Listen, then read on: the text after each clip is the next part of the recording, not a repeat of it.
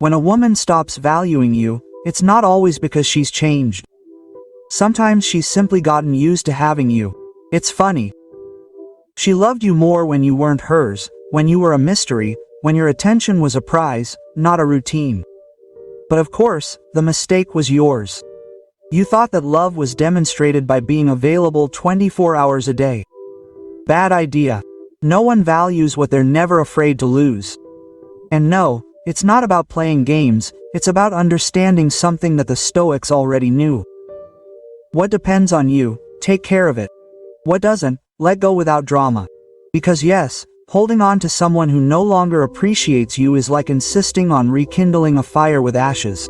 It burns, but it doesn't warm you. This video is not here to tell you to ignore her or punish her with silence. It's here to remind you that self-respect is not arrogance. It's emotional hygiene. If you're not valued, don't make noise, don't give speeches. Just walk away and let the echo of your absence do its job. Before we begin, if this video brings you value, I invite you to subscribe and turn on notifications. We're not talking about revenge or spite here, we're talking about growth, because in the end, nothing hurts more than seeing someone flourish right after you've taken them for granted. And with that said, let's get started. First, when you're secure, you stop admiring yourself. When a woman feels she has you secure, something changes. Not because she stops loving you, but because she starts to feel like she no longer needs to win you over. And that's where the beginning of the end begins. Why? Because the human mind, as curious as it is capricious, values more what it doesn't yet possess. When it already has you, it doesn't think about you as much. When it knows that you'll always be there, it stops imagining that you might not be there. And when uncertainty disappears, excitement disappears. Don't get me wrong. It's not evil, it's biology mixed with ego. All of us, men or women, have a kind of internal effort detector. If there's no challenge, there's no excitement. If there's no effort, there's no value. It's like having free Netflix for life. At first it's great, but after a month you don't know what to watch. Too much availability kills curiosity. The problem isn't that you were nice, it's that you were predictable. Kindness doesn't bore, but routine does. When she can anticipate your every word, every reaction, every message you'll send just in case she's busy, she no longer feels admiration, she feels pity. And that, my friend, is the point of no return. Marcus Aurelius said, "Love without attachment, act without expecting reward," but you did the opposite. You gave everything expecting to be recognized. Every kind gesture became a bargaining chip. And of course, when you didn't get what you expected, frustration set in. Ironic, isn't it? You wanted love and ended up feeling deprived. You wanted connection and ended up with silence. You wanted stability and created monotony. Think of it this way. A relationship without boundaries is like an open bar where anyone can help themselves. It sounds generous, but sooner or later no one appreciates the drink.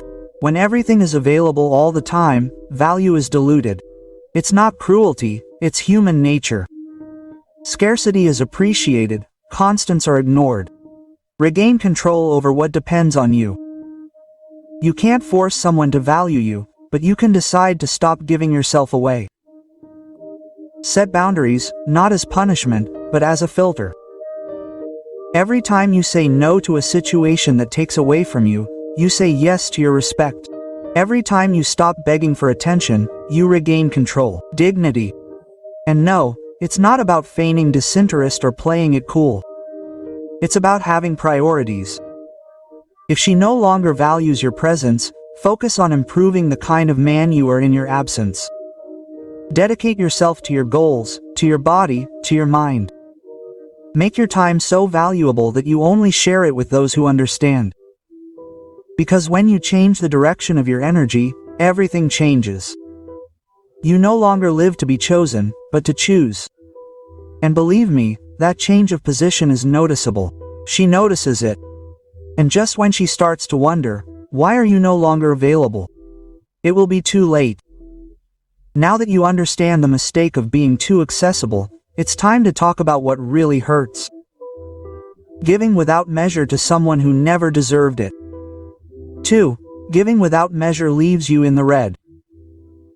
Giving without measure seems noble, but it's actually an elegant form of self-sabotage.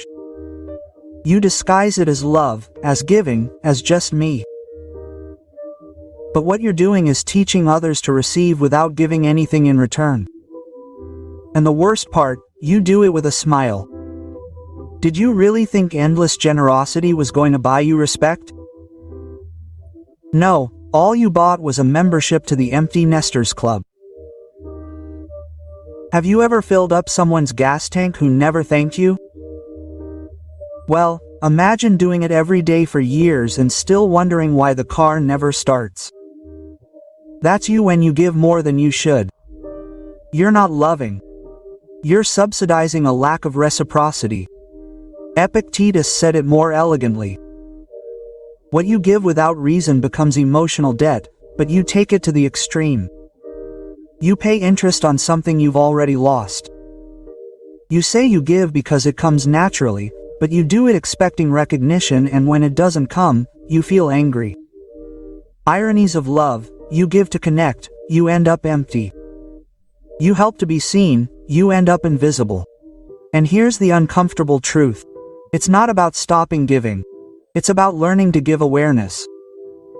If you give something that the other person hasn't earned, you're not being generous, you're stealing a lesson from them. You can't build respect by giving away what should cost effort, because what doesn't cost effort is not cared for. What is given without measure is wasted. Think of it with a simple metaphor. Giving without limits is like pouring water into a broken glass. No matter how much you fill it, it always empties. And there you are insisting as if the problem were the amount of water and not the crack in the glass. I say this with affection, but firmly. Stop being a source for those who only know how to pour out. The Stoic principle applicable here is that of moderation. The virtue of not overdoing anything, not even good things. Giving is fine, but giving too much is a form of arrogance in disguise. It is believing that you can save, fill, or change someone. No one gave you that title. You are not their redemption, nor their lifeline, nor their proof that there are still good people. You are responsible for yourself, not for the emptiness of others. Start giving only to those who demonstrate that they know how to receive, not with words, but with actions. Observe if there is reciprocity, if there is genuine interest. If there is not, withdraw. Silence. Don't explain, don't justify, don't complain. Silence educates better than any speech. And when you feel guilty about leaving, remember, a garden blooms when you prune what doesn't grow. It's not selfishness, it's emotional intelligence. Stop investing energy where there's no return, because when you learn to give with judgment, you change the equation. You stop being the one who begs for attention and become the one who inspires it. And when that happens, you no longer seek to be valued. You become impossible to replace. Now that you understand the cost of giving without measure, the hardest part comes: discovering why your absence hurts more than your presence. 3. Your absence screams louder than your words. People think the hardest thing is to say goodbye, but in reality, the most powerful thing is to keep quiet. When you leave without drama, without speeches, without making innuendos, you generate a type of noise that is not heard but is felt. Silence, when it comes from someone who used to give everything, becomes an echoing cry. And that's where the real thing begins: regret. Because while you were there, she got used to it. She had you so available that she didn't even notice your effort. Your messages were scenery, your details, routine. But the day you decide to disappear, the routine breaks and her mind panics. Where is that man who was always there? Because she doesn't respond the same. She doesn't know it, but she feels it. Your absence becomes a mirror, and in that reflection she sees everything she took for granted. And no, don't get me wrong. It's not love she feels, it's a wounded ego. Because what hurts the most is not losing you, but losing control over yourself. Before, you were predictable. One word from her was enough to have you back. Not now. Now your silence weighs more than any romantic speech. And that weight, believe me, is unbearable.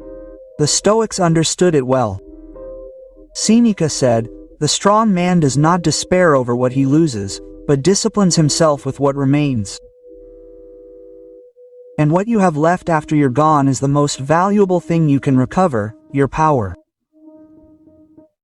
The one you gave away amidst double texts, unanswered calls, and sleepless nights. That power that disguises itself as pride but is actually dignity. Imagine this. Your silence is like Wi-Fi. No one notices until it's gone. Then they become desperate to reconnect. Suddenly, the same, "I don't have time." Now they have time to hear from you. Awkward silences turn into internal questions. Has he met someone? Is he okay? Why doesn't he seek me out? And you, in the meantime, calm, rebuilding yourself. When you notice that your presence is no longer valued, retreat gracefully. Don't warn, don't negotiate, don't warn. Just move, not to manipulate, but to heal. Self-love needs no explanation, only decision. If you had to insist to be heard, you were already in the wrong place. The less effort you put into proving your worth, the clearer it becomes. Your distance becomes a reminder. Your silence becomes nostalgia. Don't focus on you in their emotional punishment, because nothing is more confusing than seeing who you took for granted. Living in peace without you, you don't need revenge. Indifference does all the work. Time and contrast are cruel but fair teachers. While you improve, whoever didn't value you learns their lesson through loss. And there is no sentence more painful than, "I used to have it and I didn't know how to see it." So let your absence speak. Don't interrupt her speech and prepare yourself, because what comes next is not revenge, it's respect. 4. When you lose respect, you become a decoration. Respect is not lost suddenly, it bleeds away in small concessions. A look you ignore, a fault you excuse, a humiliation you justify with a, "That's how she is," and when you finally realize it, you are no longer the man you knew, but a diluted version of yourself. Ironic, isn't it? You tried so hard to preserve the relationship that you ended up losing yourself. Disrespect does not begin with shouting, but with silence. It's that nothing happens that you say, when in reality it's eating away at you inside. Every time you choose external peace over internal peace, you sign an invisible contract, that of your own emotional demise. And the problem is that once a woman stops respecting you, she stops seeing you. You are a physical presence, but without weight. You are there, but you don't matter. You are like a beautiful piece of furniture in an old house. You still decorate, but no one stops to admire you. You are still there, but only taking up space. And the saddest thing is that you know it. You feel that something is wrong, but you convince yourself that everything gets better with time. Lie. Respect does not return with patience, it returns with limits. Epictetus said it bluntly. You cannot be free if you continue to serve the opinions of others. And you, in order to avoid conflict, became an emotional servant. You changed your voice for acceptance, your character for tranquility, but here's the thing. Respect is born of character, not complacency. If all you do is keep her from getting upset, soon there will be nothing left to admire about you. Stop tolerating the intolerable. Respect is not begged for, it is provoked. The next time something makes you uncomfortable, say so. Not angrily, but clearly. Don't try to be aggressive, try to be consistent. A woman may argue with you, she may not agree, but if she senses firmness in your stance, she will respect you. On the other hand, if you give in every time for fear of losing her, you lose everything anyway. The more you try to please, the less you generate pleasure. No one admires someone who lives on their knees. Attractiveness does not come from submission, but from the balance of a man who can love without losing his center. When you set boundaries again, at first it creates noise, but then it generates respect. Because people, even without admitting it, trust more someone who can say so far. Imagine that your life is a movie. She was part of the cast, but at some point she started improvising your lines and you, for fear of conflict, accepted the script. Okay, it's time to rewrite it, not with vengeance, but with presence. Because when you reclaim your respect, you reclaim your voice. And when you speak from your center again, you no longer beg for attention, you inspire silence. The kind of silence that makes you think, not out of guilt, but out of admiration. Now that you know that respect is not demanded, it's cultivated, it's time to discover what hurts the most after losing you. Seeing how you keep moving forward without needing her. 5. The real punishment. That you still don't need her. Here comes the funniest and cruelest part of the story. She thought she had you emotionally chained, but one day you get up, take a deep breath, and decide to move on with your life. No drama, no innuendo, no revenge, just move forward. And there, my friend, her real nightmare begins. Because the punishment is not your absence, it's your independence. Many men think that revenge is uploading photos from the gym or posting phrases on social media like men cry too, but they get stronger, champ, that doesn't hurt, that's entertaining. What really disconcerts her is seeing you at peace, seeing you laugh effortlessly, talking without bitterness, going out with friends without needing to prove anything, because the silence of someone who no longer needs you screams louder than 1,000 speeches from someone who is scorned. Think about this. When you stopped looking for her, you didn't lose power, you recovered it. It's as if you had repaid an emotional debt that you didn't even know you were paying. While you were killing yourself to keep her attention, she collected interest. But the day you decide to stop paying, her emotional economy collapses. The Stoics understood this better than anyone. Seneca said, "A free man is one who is not afraid to lose what does not depend on him." And when you let go of that need for approval, you become truly free, not a rebel, but a complete man.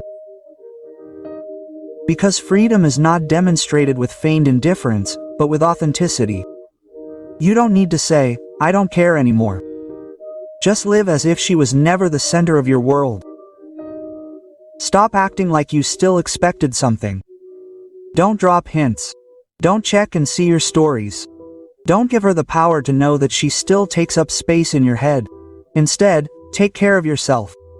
Improve your body, your mindset, your environment. Reinvest everything you used to spend on justifying yourself, on building yourself, because the best message isn't published, it's noticed. The most delicious irony of all this is that when you no longer need her, she starts to need you. Not because she suddenly loves you more, but because her ego can't stand the idea that you're no longer orbiting around her. Your indifference becomes her mirror, and that reflection, believe me, hurts more than any tear. Your real victory is not that she comes back, but that even if she did, you wouldn't be the same. Because a man who rebuilds himself doesn't go back to the past, he overcomes it. And when he does, he stops measuring his worth by the attention he receives and starts measuring it by the peace that preserves. So yes, the punishment is not silence.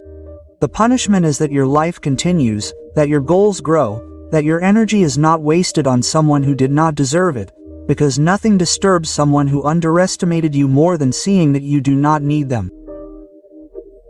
And just when she tries to understand how you went from begging her to laughing without her, the last truth arrives, the hardest, the most liberating, and the one that puts an end to this story. Conclusion. So if you learned anything today, let it be this. You do not need to prove that you are worth it, just to live like someone who already knows it. That is what it is all about, letting go of what holds you back and embracing what drives you.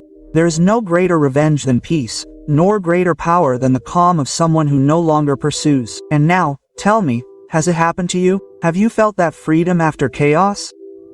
Tell me in the comments below. I want to read it, I want to know your story. If this video moved you, subscribe, activate the bell and join this community that grows every day with just one click. Mission: to turn pain into evolution. I recommend you watch the following video where we talk about how to regain your focus after a breakup. You'll love it. And remember, he who rebuilds himself does not lose, he is reborn. See you in the next video with more strength, more clarity and, of course, a little more irony.